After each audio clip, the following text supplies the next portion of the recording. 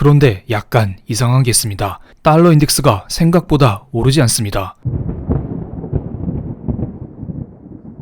안녕하세요. 여러분의 친구 블랙입니다. 오늘은 달러 상승과 함께 찾아온 미국 성장 주식 폭락, 이대로 가치주의 시대가 열리는가, 모든 위기가 다 해결됐을까 라는 제목으로 영상을 시작해 보겠습니다. 최근에 미국 제약사 화이자에서 코로나 백신 임상 결과를 발표했습니다. 이때 결과가 꽤 괜찮았습니다. 그래서 제가 화이자 백신 결과가 나오자마자 이 영상을 올려드렸습니다. 그리고 그때 당시 달러, 채권, 원유 가격 이 세 가지를 기반으로 저는 이런 말씀을 드렸습니다. 당분간 가치주의 상승은 지속될 것 같다라고요. 그리고 백신 발표 다음날 11월 10일 장전 멤버십 게시판에서는 이렇게 말씀을 드렸습니다. 어제 미 증시는 오랜만에 경기 민감주들의 강세가 나왔습니다. 그 이유는 화이자에서 의미 있는 임상 결과를 발표했기 때문입니다. 그 결과 달러, 유가, 10년물 금리 모두 상승하는 모습을 보여줬습니다.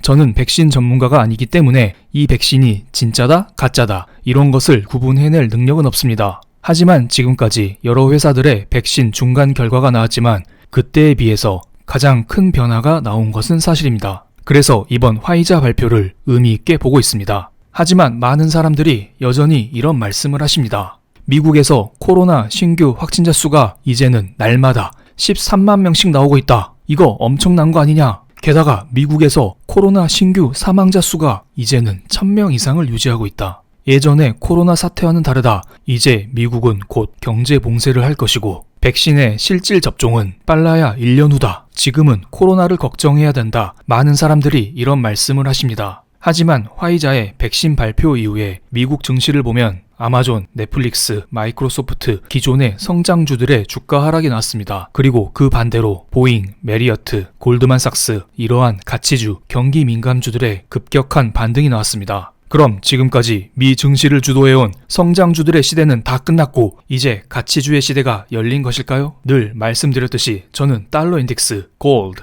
WTI 유가, 10년 만기 채권금리 이 네 가지를 보면서 설명드리겠습니다. 참고로 화이자 백신 발표가 나온 당일에 올려드린 영상은 오른쪽 위에 띄워드릴 테니 링크 띄워드린 영상을 보고 오시면 달러, 골드, WTI 유가, 10년 만기 채권 금리의 흐름을 이해하시는데 도움이 되실 거라 봅니다. 어쨌든 백신 발표 이후에 달러는 상승했습니다. 하지만 그 상승폭이 크지 않죠. 그리고 금은 백신 발표 당일 장대 음봉이 나왔습니다. 하지만 그 다음날 약간 반등하는 모습도 나왔습니다. 또한 WTI 유가, 10년 만기 채권 금리는 모두 일제히 상승하는 모습을 보여줬죠. 사람들은 이렇게 생각을 하는 것입니다. 이제 곧 백신이 나온대. 그럼 경제가 정상화되겠구나. 우리 경제가 더 살아날 거야. 이런 기대감을 가지는 것입니다. 그렇게 되면 당연히 원유에 대한 수요가 증가할 것이고 이는 WTI 유가 상승을 불러올 것입니다. 또한 경기 회복은 사람들로 하여금 돈에 대한 수요를 증가시키게 합니다. 즉 돈의 값이 커지게 되는 거죠. 이것은 달러 인덱스와 10년 만기 채권 금리 상승을 불러올 것으로 봅니다. 마지막으로 달러가 상승하니까 당연히 그 반대편에 서 있는 금은 떨어질 수밖에 없습니다. 지금 백신 발표 이후 달러, 골드, 원유, 금리 이 네 가지를 보면 전형적인 경기 회복의 움직임을 보이고 있죠. 그런데 약간 이상한 게 있습니다. 달러 인덱스가 생각보다 오르지 않습니다. 반대로 금 역시 생각보다 떨어지지 않습니다. 진정한 경기 회복을 앞으로 예상한다면 달러의 급등, 금의 급락이 나왔어야만 했는데 그게 관측되지 않고 있죠. 그에 비해 원유와 10년 만기 채권 금리는 경기 회복을 가리키고 있습니다. 이 네 가지를 하나씩 짚어보는 시간을 갖겠습니다. 먼저 유가입니다. 유가는 경기 회복에 대한 기대감으로 상승하는 것도 있지만 지금 11월 말에 오펙 플러스 회의가 열리는데 이때 오펙 회원국들의 감산을 추가적으로 논의하겠다 이런 조짐이 불고 있습니다. 신용평가사 피치는 이런 말을 했습니다. 오펙 플러스에서 공급량을 조정할 것이라고요. 공급량을 늘리는 게 아니라 공급량을 줄인다는 겁니다. 지금 유럽에서 경제 재봉쇄가 나타나는 것이 국제 유가 하락 요인으로 작용하고 있지만 오펙 플러스의 공급량 조정은 이를 상쇄할 것이라고 전망했습니다. 원유는 공급 사이드에서만 보면은 유가 상승을 가리키고 있습니다. 그렇기 때문에 원유의 추가 감산과 화이자 백신으로 인한 경기 회복 두 가지가 결합되면서 지금 WTI 유가가 급격하게 올라가고 있는 것입니다. 그럼 원유 가격은 이렇게 설명이 됐고요. 나머지 달러, 골드, 10년 만기 채권 금리를 살펴보겠습니다. 제가 앞서 지금 진짜로 경제가 회복되고 있다면 달러는 급등했고 금은 더 떨어졌을 거라 말씀을 드렸었죠.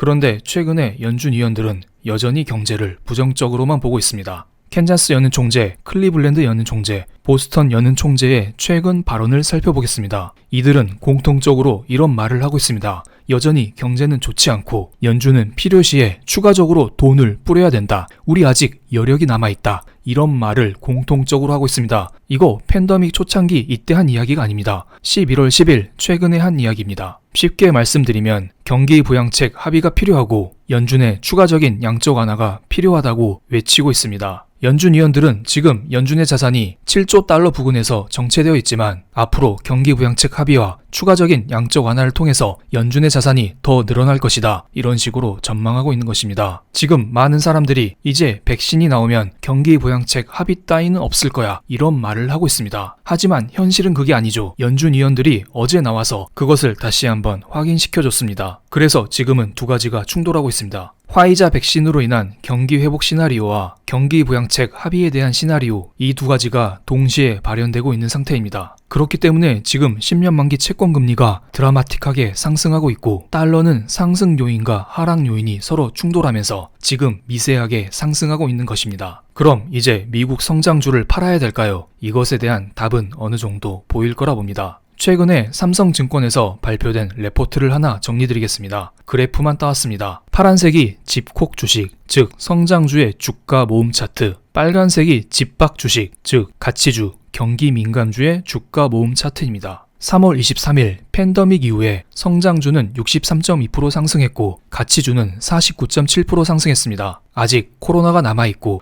경제가 불확실하기 때문에 성장주가 이대로 무너진다? 이렇게 생각하진 않고요. 지금은 섹터 순환매 관점으로 보시면 될 것 같습니다. 이 둘의 차이는 좁아졌다가 다시 벌어졌다가 좁아졌다가 벌어졌다가 이것을 반복하다가 만약에 코로나가 진짜로 사라질 기미가 보이거나 혹시 백신 개발이 좀 더 가시화되면 그때 성장주 가치주 무관하게 실적 하나로만 주가가 평가되는 그러한 시기가 열릴 거라 저는 보고 있습니다. 실질적으로 달러 인덱스가 지금 계속 하락하는 추세입니다. 요 며칠 올랐지만 전체적으로 보면 떨어지고 있는 추세죠. 이렇게 안전자산의 선호도가 약해져 있는 지금은 증시 자체가 오를 수밖에 없는 상태입니다. 그렇기 때문에 성장주가 떨어진다, 가치주만 오른다 이렇게 보지 마시고 이 둘이 서로 올랐다 내렸다 이런 식으로 섹터 순환매를 한다 이렇게 보시는 게 낫지 않을까요? 그리고 최근에 변동성 지수 빅스 역시 25 아래로 뚝 떨어지면서 최근 6개월간 최저점을 기록하고 있습니다. 이 역시 증시에 호재로 작용할 거라 봅니다. 그렇기 때문에 너무 불안해하지 마시고 앞으로 성장주다 가치주다 이런 것을 떠나서 실적이 나오는 섹터로 여러분의 포트를 점점 교체해 나가는 게 어떨까요?